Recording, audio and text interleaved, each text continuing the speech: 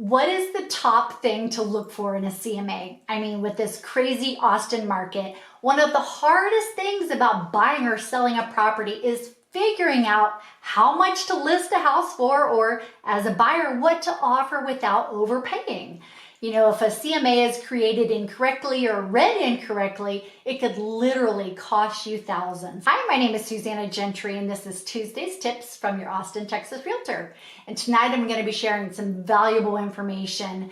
You know, as a certified seller representative specialist, I've been trained in many of the strategies of representing your best interests, and so many questions from my sellers that I thought it would, just make sense to make a video, take some of the mystery out of it for everyone. So make sure you save the video, share it with anyone who you think might benefit, and be sure to stay to the end because I'm going to be sharing, in addition to what you look for on the CMA, what one other item besides the CMA that is one of the most crucial pieces of information for you if you're a seller, or if you're a buyer and trying to determine how much over list price you need to offer to win that contract. So let's begin with what's involved in determining the price of your home. The CMA is a crucial tool used by real estate agents for estimating the price of your property by comparing and evaluating similar homes that have recently sold in the same area.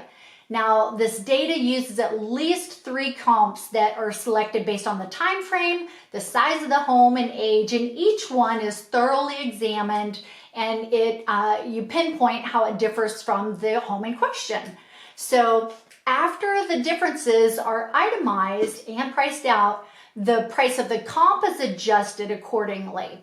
However, I am not going to take time to go in very deep on how to pull this data. Your realtor should be knowledgeable on this, but I wanted to tell you personally as a potential seller or buyer what to pay special attention to. Starting off with price per square foot, let's talk about how this can be misleading. So when the summary of solds are pulled, and you can see at the bottom of the report, the average price per square foot of these homes. And yes, this is a guideline, but here's one issue that you might not know to look for.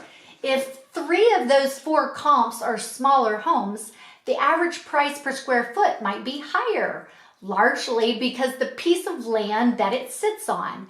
This is because the actual land is what's the most valuable. What defines true market value? Did you know the appraiser doesn't determine your home's value just based on the home and all your improvements? They are looking to see past data of what the buyers are willing to pay in this neighborhood or vicinity for the home. So by definition, the market value is simply what a buyer is willing to pay. Did you know that the value of your home is not a stagnant thing? Preparing a CMA can be a really difficult process and requires access to lots of data and knowledge of the market. Your home's value today is very likely not what it was 1 week ago. The value can even change daily. For instance, a pending sale posted just last night. Maybe that home happened to be beat up, or maybe it's a rental or dirty or not staged properly, and it's sold for under list price. That home directly is going to affect your home's fair market price today.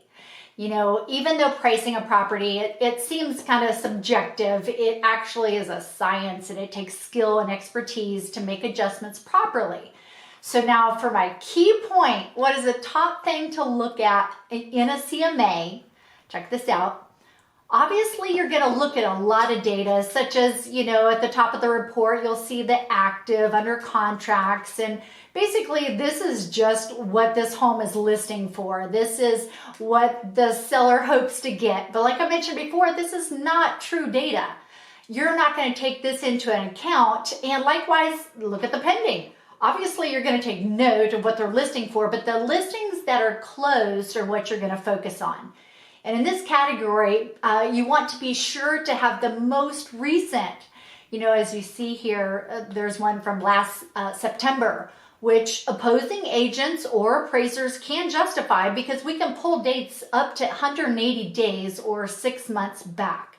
However, this price in September does not give you an accurate evaluation of the current market value. So top priority with the market moving so quickly is to be aware of the dates of the comps, and that if your agent had to use it, that they would factor in the movement of the market.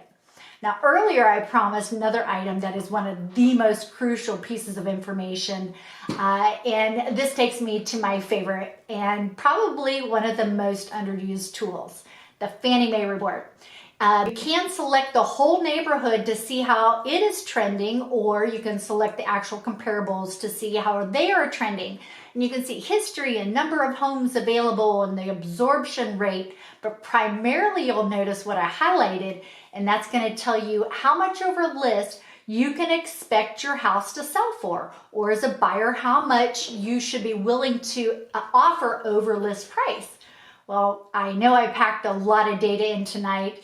As a seller representative specialist, I walk through these processes with you many times, and I just want to help you navigate best turns. And so if I can help you specifically by pulling together some market data for your home or your neighborhood specifics, please reach out, give me a call, shoot me a message.